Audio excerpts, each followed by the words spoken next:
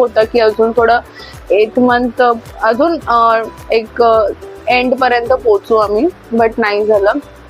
त्या दिवशी लकीली पप्पा पण घरी होते, सुमेध माझा भाऊ पण घरी होता.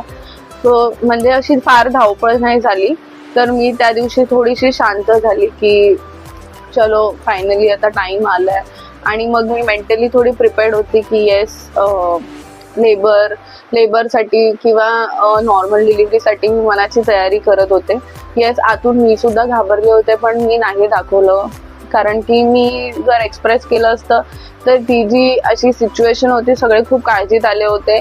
आणि मला असं माझंही टेन्शन बघून, मी घाबरले बघून सगळे अजून शांत झाले असते किंवा अजून जास्त टेन्शन झालं असतं. सो म्हणून मग मी थोडं शांत राहिले.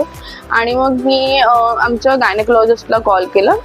सो आम्ही त्यांच्याशी बोललो की अशी अशी सिच्युएशन आहे. सो मॅम, आम्ही काय करू.